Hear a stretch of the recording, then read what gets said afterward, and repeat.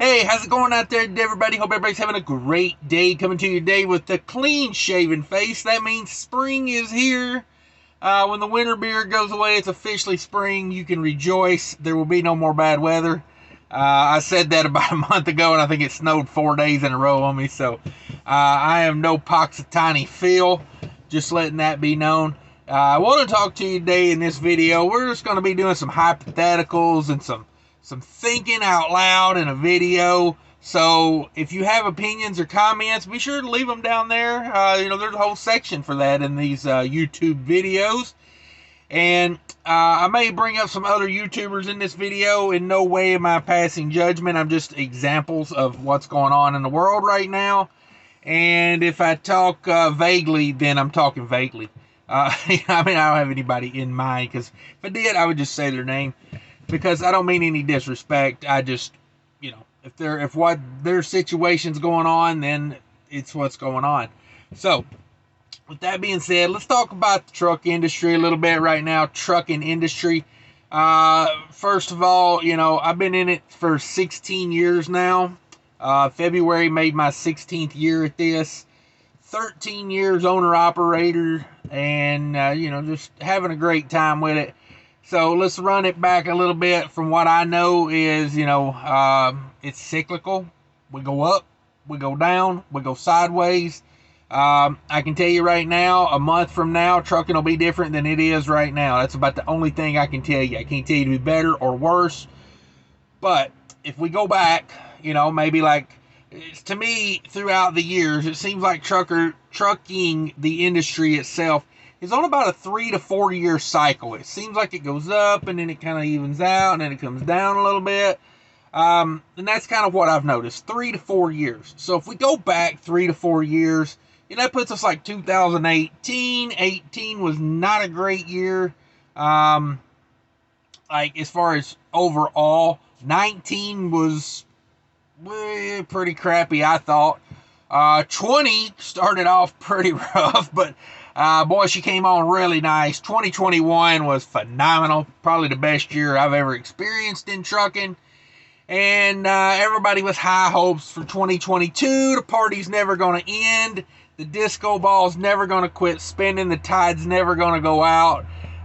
It's living life. You know what I'm saying? We're just doing it over here.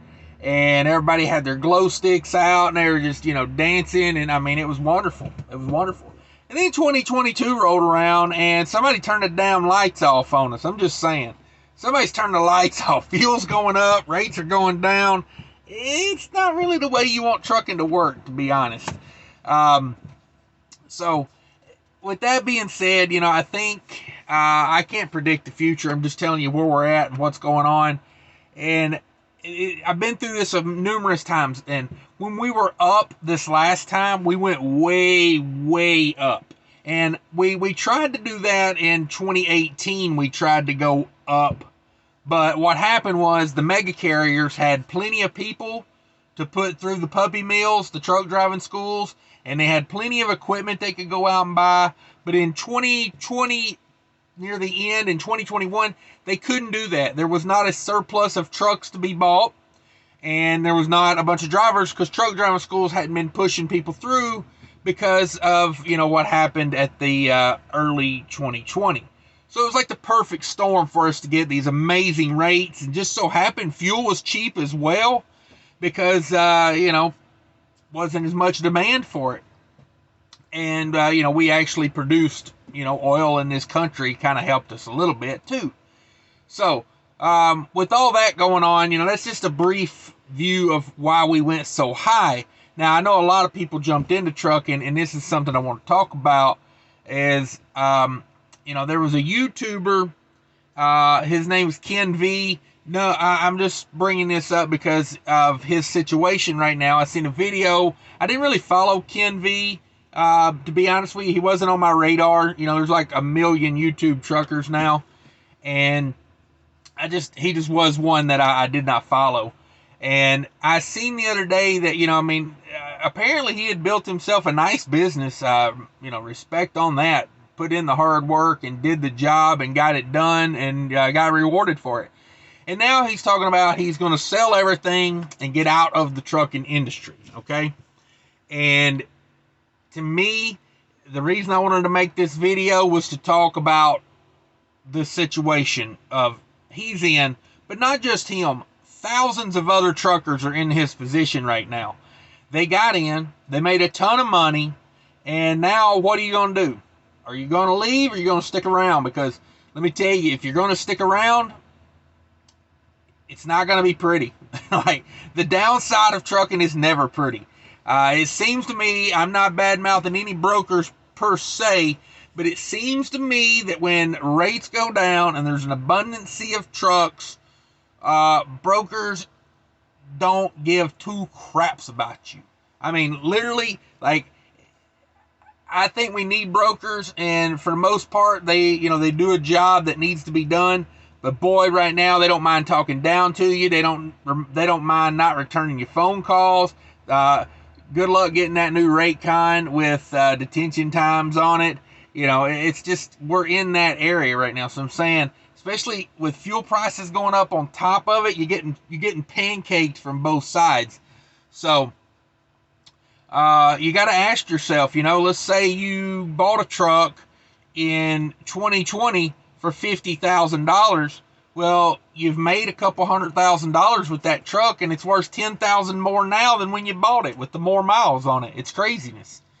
So it's a question you got to ask yourself. Am I in this for the longevity, or did I just jump into this as an investment to make money? Because if you just jumped into it for an investment to make money, you may be better off hanging it up right now. Like, I am not faulting what Ken V is doing in the leased. If he's got a good payday coming, if he cashes out right now, I say no disrespect. I imagine there's going to be some medium, maybe even some large companies doing the same thing right now. I think as long as interest rates are still pretty low, these big carriers have got the finances to buy what they want. And if I owned a small to medium sized carrier, like let's say, 5 to 50 trucks, and I didn't know a ton of money on that equipment, maybe looking to cash it in right now. It just depends on the effort and the time frame at which I've got, what I've got into that. If I grew my carrier, threefold last year, right now might be time to sell some equipment and get out, because the signs are not pointing to a huge quick rebound. They're just not. And with driver prices being what they are, to hire a driver is still unbelievable. I don't see how some of these carriers are paying drivers to keep the trucks on the road right now. You got fuel prices killing you. You're talking, even if you got a good fuel efficient fleet, let's say you're getting 7.5 miles a gallon, you're 75 to 80 cents a mile into fuel. You're another 75 to 80 cents. By the time you pay a driver a decent wage, you pay the taxes on that driver, you pay, maybe some benefits on that driver, you're 70, 80, maybe $1 into a mile on a driver. If you're running a dry van fleet right now and you're 75, let's just go low end on it, say you're 75 cents a mile in on a driver, you're 75 cents a mile in on fuel, you're at $1.50, just on variable cost, like the very minimum variable cost. You're not even paying your dispatchers. You're not even turning the lights on at the office. I don't know. You got to be close to $2 a mile, break even. Like, and that, really, we're not even factoring equipment in yet. Like, I don't know where this money's at out here right now, but I could see a lot of fleets selling out right now, and if you're in a position where maybe now's the time, because if this keeps up and this keeps going, where are you going to be at in a year? And honestly, I think a lot of guys, I tried to explain this to numerous people that I know personally that got into trucking in the last year and a half, maybe not into trucking, but owner, operator, whatever, how good it was at the end of 2020, and 2021 was just phenomenal. And you try to explain to them, hey, this isn't normal trucking. Fuel isn't always $2 a gallon, and you can't always throw a rock and hit a $4 a mile load, as in saying it's right there, wherever you want to go. You want to go to Pittsburgh? You could be in New Mexico. there's 50 loads to freaking Pittsburgh. It's like, it was unbelievable trucking, you know? Like, rates out of places you would never, ever see in a normal time. Rates out of Denver for $3.50, $4 a mile. Never's going to happen. Never would happen. 10 years ago, going to Florida and expecting anything over $1 a mile coming out of there, it was just, people would lock you up in a padded room for that situation, and you thinking you was going to get out of there. And I mean, I was pulling loads out of Florida in 2021, I think, or maybe into 2020. I got like $3.50 a mile out of Florida, and got like $4 going in. It was unbelievable times. But you know, with where we're at now, I think if you've got a decent payday coming, it may be the time. I'm not telling you what to do, but I'm saying it's maybe time to re-examine some things. You know, there's some guys on YouTube, and like I said, I didn't follow Ken V, so I don't want to talk too much about his situation because I don't know him. But, you know, if you've got options outside of trucking, you know, maybe take that money and go do something else with it, you know. I seen a great comment left on a video I made the other day. You know, I make the YouTube short videos about trucks for sale on Truck Paper. And there was a $300,000 truck on there for sale. And basically, you know, it was like a 400-inch, you know, Peterbilt with a coffin sleeper on it. And they were saying, hey, for an extra $60, we can put you an REI, you know, 100-inch sleeper on there. And basically, you know, like $350,000 by what you're going to be paying for this truck. Somebody left a great comment on that, and they said, why would I spend $350,000 on a truck in this market when I could take that $350,000 and go open a franchise and not have a depreciating asset? Which, there's two things on that comment. Number one, trucks don't depreciate anymore, so maybe, I don't know, maybe it would be a good investment. That's not always the case, though. So that's not, to me, that's not a smart investment, buying a truck and going, well, they're not depreciating right now. Because I think this is like a once-in-a-lifetime thing. You know, if you bought a truck in 2020 for $200,000 and now it's worth $250,000 with 200,000 miles on it, God bless you. You hit the lottery of trucking. You really did. I can't fault you for it, because then you didn't do nothing wrong other than buy a truck at the right time. That's all you know, that's all you did. So back to that though. The other part of the truck, you know, buying a franchise instead of a truck is, to me, that's a great comment. That's a great thought. If I'm going to finance through my business a $300,000 truck, because, you know, like, the name of the channel is Cash is King. But let's face it, if you can make more with an asset now, I'm not against financing it versus, you know, saving up. You know what I mean? If it makes you more money or more efficient, which ultimately would make you more money, I'm not against financing. But let's just say you have $100,000 to put down on a $350,000 truck, because as far as financing goes, I think even if your business has phenomenal credit with 10 trade lines and you got titles to trucks and you got this, you got that, I don't think the banks care right now. There's going to be a lot of trucks coming back to the banks, and I almost bet, like, and let's face it, the banks make the market, okay? I worked for the major banks in a property maintenance business I owned. My top clients were Wells Fargo, Chase, U.S. Bank, SunTrust, Regions, which all that's merged in now or something, I don't know. Basically, the top 10 banks in the country was my clients. And I seen them do things that let me know that the banks make markets. So I think with these truck prices, we should have known, the risk that was going to be in buying these trucks, because, like, you know, when I bought my truck, you know, the bank wanted like 20% down. And then by the end of 2020, good luck getting a truck loan without 50% down. I mean, you could have the best credit ever. They're wanting 50% down. They seen the risk involved in this, with this market being so hot and everybody wanting in. So, with that being said, you know, maybe it should have been a red flag. But you know, back to that. If I'm gonna have $100,000 to put into a $350,000 truck, you're dang right I would not go into trucking right now with it. Because the thing of it is, the current political environment we're in shows me that there is no incentive for fuel prices to come down anytime soon. I figured to drop them, you know, right near midterm elections, fuel prices will come down.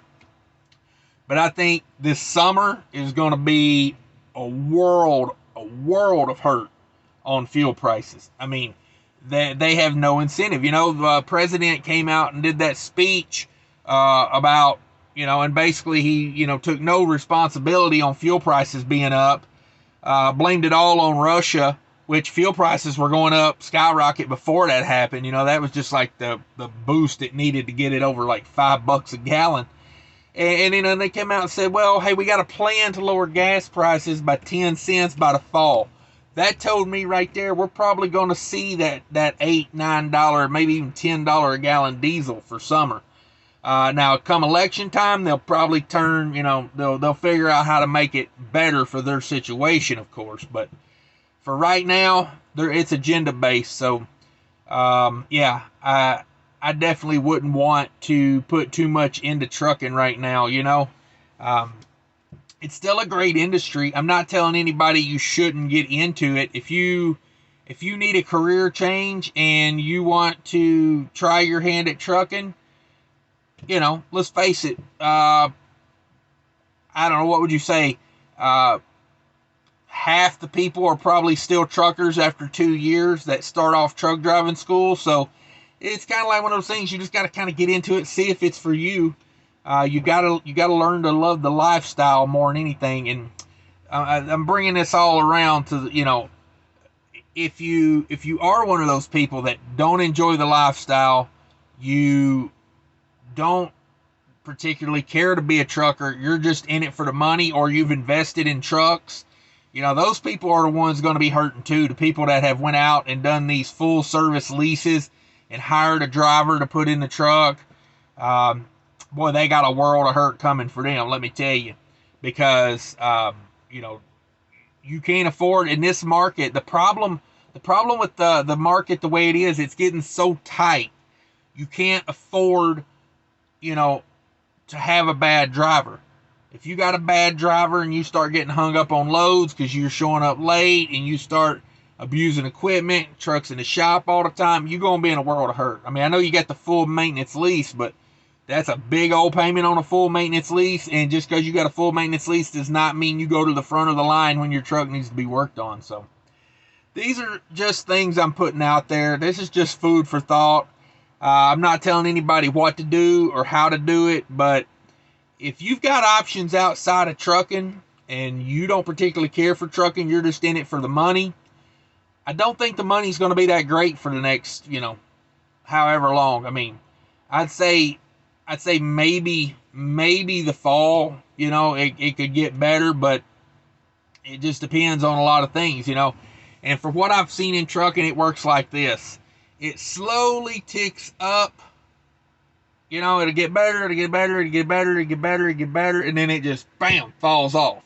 And typically it's things outside of trucking that make it fall off. So we're kind of seeing that right now with, you know, it just kept going up and up and up and up and up. And eventually we got too many trucks in the market and fuel prices started coming around, and now we reside where we reside. But, you know, ask yourself, you know, would I be better off to cash out right now? I've thought about it. I mean, I ain't gonna lie to you. You know, I mean, this truck is worth more than what I gave for it, and I've put like almost 300,000 miles on it. Now, I bought this truck at probably the low of the last cycle, you know, so I got the benefit of that. Again, nothing I did great other than buy a truck at the right time. But even after putting, you know, 280,000 miles on this truck, it's worth more now than what I gave for it. So I've thought about cashing it in, but you know, I don't just jump in for the cycle, you know, like it's kind of what I do, you know. So again, I've said it before. If you want to be an owner operator or own a carrier, get your money right, get your knowledge right, and get in. Don't wait for the cycle, because you're never, like, it's hard to get a perfect storm, you know what I mean? Like, I bought this truck at the great time, but you know, I had a couple months of really rough go at the beginning because of you know, what happened in 2020. But luckily, by the summer, the market picked up, and you know, I made good money that year. But if you jump in, you know, trying to time it, it's so hard, because, like, you know, let's say you jumped in at the beginning of 2022, and you paid an astronomical price on a truck, and then you had what, 2.5, 3 months of great rates. And then things kind of started to, you know, slow down a little bit. So trying to time the market is not the greatest thing to do, in my opinion. But let's face it, if you've got, you know, you've built up some equity, and you've got things outside of trucking, you know, like a lot of these YouTube truckers that make just as much money, or if not more, you know, on YouTube than they do trucking. I can understand they don't do a whole lot of trucking anymore.